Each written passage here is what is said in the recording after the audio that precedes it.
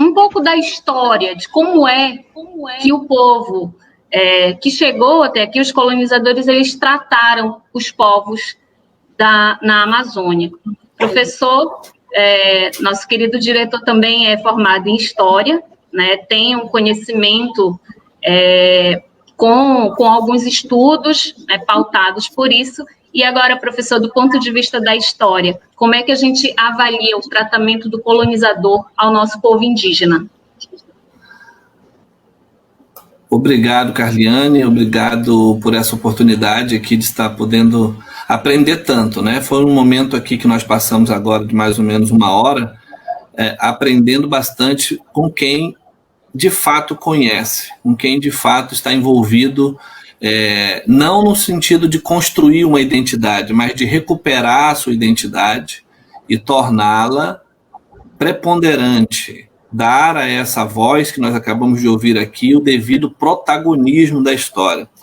Eu queria pautar a minha fala breve aqui rapidamente, como você bem fala, é uma questão reflexiva, mas também teórica. Eu linkei aqui 2 ou 3 falas de alguns textos que nós trabalhamos nos últimos anos, aqui na Faculdade Boas Novas, nas disciplinas de questões da Amazônia, metodologia do ensino da história, e mais recentemente, identidade dos povos da Amazônia.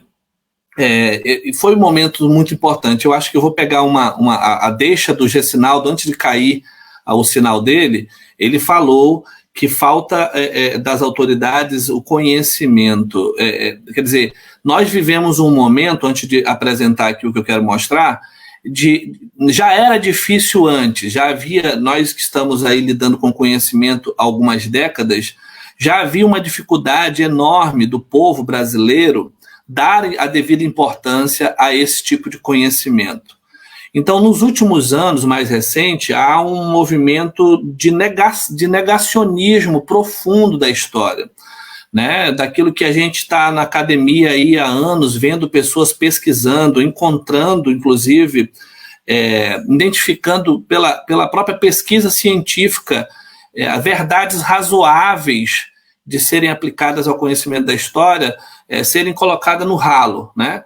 Por uma fala de efeito, por uma imagem de WhatsApp, por uma fake news que se propaga pelo menos aos celulares aí diariamente, aos milhares, e faz com que aquelas pessoas que já tinham dificuldade de acessar o conhecimento, elas reduzam, então, o conhecimento ou a compreensão de uma verdade absoluta da história a uma frase, né? E você, como jornalista, que trabalha também com jornalismo, Carliane, sabe como isso tem acontecido.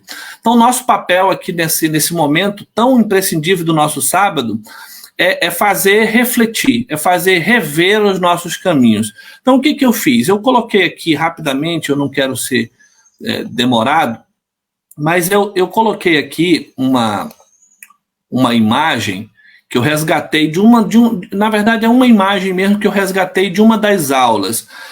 Para a gente ter aqui, eu poderia citar aqui outros autores que a gente tem lido no decorrer dos anos, como o Djalma Batista, né, a Neide Gondim, Marilene Correia, Ribamar Bessa e outros autores que integram essa revisitação da história da Amazônia e trazem, então, assim, a reflexão, tudo que nós estamos falando. Mas eu peguei aqui uma autora, que é a Maria Lúcia Aranha, não sei se está aparecendo aí para vocês, acho que sim. Ok, opa. É que aqui a gente está controlando ao vivo, né? Vamos lá. Aparecendo aí para vocês. Olha só essa frase, gente, só para a gente ter uma reflexão teórica sobre o assunto. O fato é que o índio se encontrava à mercê de 3 interesses, que ora se complementavam, ora se chocavam. A metrópole desejava integrá-lo ao processo colonizador. O jesuíta queria convertê-lo ao cristianismo e aos valores europeus. E o colono queria usá-lo como escravo para o trabalho. Então, essa aqui é uma síntese que abriria-se um leque de uma profundidade enorme para entender como o personagem, o sujeito histórico do índio, ou dos povos indígenas estiveram esmagados por esses três poderes que eu acabei de citar, né? A coroa, a igreja e o próprio empresário. Vamos traduzir aqui a quem estava fazendo do Brasil um Brasil empresa nessa época. Uma outra frase, professora Carliane e os demais convidados, que eu acho que o Gessinaldo ele também toca na questão religiosa, e antes o Dagoberto pontuando muito bem a sua trajetória no relacionamento com a igreja e o modo como ele se emancipa, por assim dizer, se torna leigo. E eu acho que essa fala dele tem muito significado, porque ele começa, como o Gessinaldo afirma, a desenvolver os passos de uma autonomia indígena em busca da recuperação de tanta coisa perdida, de um tesouro perdido na história, que enquanto ele estiver vivo, ele vai lutar para que isso seja recuperado. Que é estar na academia, estar na universidade, que é estar fazendo frente a movimentos sociais, ou propriamente a frente política, porque nós sabemos que a política ela é o meio sobre o qual todos nós nos movemos, não tem como, as transformações. Então, essa conscientização que eles já falaram perpassa por um universo de releituras, e do ponto de vista da fé, já que nós estamos falando de religiões, o cristianismo foi, então, a religião mais responsável pelo massacre, ou com os discursos supostamente em nome de um Deus, mas, para além disso, com uma relação muito promíscua com o próprio poder. Isso é história, com a coroa portuguesa. Você vê que essa data de hoje, ela existe desde 1943, num decreto-lei criado pelo Getúlio Vargas, por ocasião de um congresso ocorrido no México de povos indígenas, de lideranças indígenas. O 19 de abril foi colocado. Não é feriado, é uma data para se lembrar a importância. Lá no ano de 2007, mais ou menos, houve ali um outro projeto que incluiu uma tríade de datas comemorativas para fazer justiça, vejam vocês, né? Incluindo o descobrimento do Brasil, e essa palavra ela é uma palavra que, até para falar, dá uma náusea, porque não houve descobrimento, houve encobrimento, né? Houve esmagamento, né? Houve todo tipo de menos descobrimento.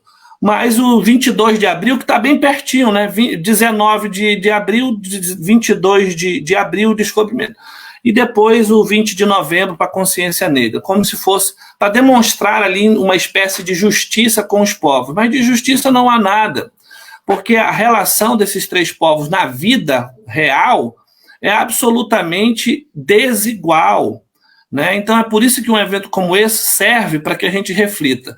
E quando a religião ela usou do poder da fé, o poder do discurso para alcançar interesses escusos, né? Interesses inconfessáveis muitas vezes, a gente precisa numa live como essa, gente, ouvir uma voz que eu acho que ela é um sinal de esperança. E eu trouxe aqui para vocês uma fala do Papa Francisco, né? Tá aparecendo aí, deixa eu só ver aqui porque eu perco a visão. Tá aparecendo, ok? Olha só que fala, meus amigos.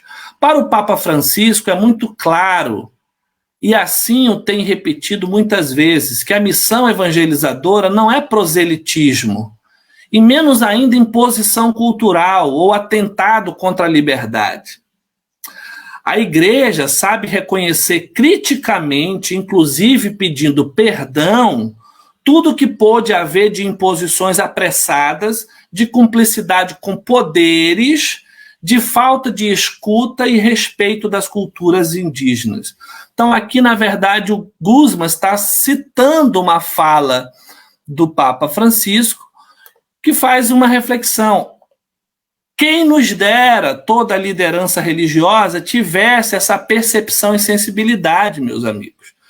Porque aí parte de uma relação que, do ponto de vista do cristianismo, e os nossos convidados sabem disso, Jesus falou: ide por todo mundo e pregai o evangelho. O grande problema é como se faz isso. Porque evangelhos é boas novas, não é massacre, não é imposição, não é destruição de cultura, de línguas, estão aqui enfatizadas. Então, assim, meus prezados, é uma fala pontual.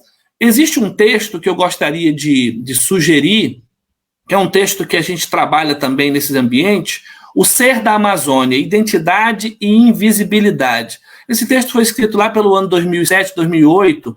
A gente sempre cita a Terezinha Frasche, mas tem outros autores também, que é o Antônio Witkowski e a Samia Miguez, que eu acho que vocês devem conhecer ali do ambiente das ciências sociais na UFAM.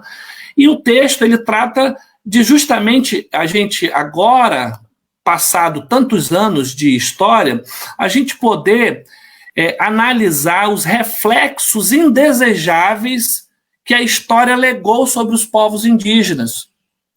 Porque os reflexos estão impressos, estão imprimidos na nossa alma branca. De modo que somente o conhecimento e a releitura faz com que a gente se liberte, vamos colocar uma expressão bem religiosa, dessa mancha que é tão nossa, é inata. Às vezes as próprias crianças já nascem reproduzindo os preconceitos. Então esse texto, por exemplo, vou dar um exemplo aqui para vocês. Olhar para a Amazônia, meus queridos, como uma paisagem verde, né? Como um oásis, como um paraíso. Não, se você aproximar a própria lente do Google Earth, lá do Google Maps, se você aproximar no verde que você vê pelo satélite, você vai ver uma relação complexa, uma teia de seres humanos, de gente viva, com diversos hábitos, expressões, línguas. Não é um paraíso, alô? As pessoas estão por baixo dessas teias e elas precisam ser vistas. Esse é um reflexo indesejável sobre a nossa terra, lamentavelmente, como se aqui não houvesse ninguém. Nós trabalhamos, professora Carliane, com discursos no jornal, do modo como os governantes eles desenvolveram esse olhar extremamente preconceituoso, mas também provinciano sobre nós mesmos. A gente vê falas desde a época do Império, desde a época antes do período republicano, e outros vão repetir essa sanha, de dizer que para a Amazônia é um lugar muito vastíssimo, sem gente, com gente ignorante, gente incauta. Quer dizer, levar a civilização, havia um discurso sobre isso, vamos levar a civilização para onde não há civilização. Olha só esse tipo de fala desprovida de conhecimento, de leitura. Nós não apenas trabalhamos o conceito de civilização desses povos, mas também de nação, de existência de uma identidade riquíssima. E o texto da Terezinha Frasche aponta diversos reflexos indesejáveis desse nosso espaço amazônico, né? De olhar para esses povos com uma cultura muito rudimentar, tradicional, antiga. Não tem nada a ver com isso. Por quê? Porque esse é o código eurocêntrico, vamos colocar assim, né? Antropo-eurocêntrico, que coloca o homem branco europeu de fala portuguesa como o centro desse lugar, como o centro mais importante. Eu não tenho tempo para discorrer muito sobre esse texto, mas ele finaliza, eu encerro a minha fala aqui, meus amigos, trazendo vocês de volta para cá, ele sinaliza algo muito interessante no final, que é a ação que nós devemos ter, em primeiro lugar, de reconhecer a importância da participação da sociedade no processo de formação política identitária local. O ser da Amazônia implica em um comprometimento político e social que não se reduz à descrição e análise dos modos culturais tradicionais da nossa terra. Esse comprometimento, para além do local de nascimento ou pertencimento, fez parte de um interesse comum, agora, muito mais com vozes que estão falando há muito tempo, mas agora estão sendo ouvidas, em reinventar os percursos de uma história marcada pela desigualdade e inferiorização. que é imposta por um projeto civilizatório que tem como marca a domesticação das múltiplas alteridades da Amazônia. Então, eu vou domesticar o indomesticável. Então, é uma situação, assim, muito preocupante. Eu trago essa fala para embasar as falas dos nossos convidados e celebrar, não no dia 19 de abril, mas a todo momento, a libertação que o conhecimento pode trazer sobre nossas vidas. Essa é a minha fala.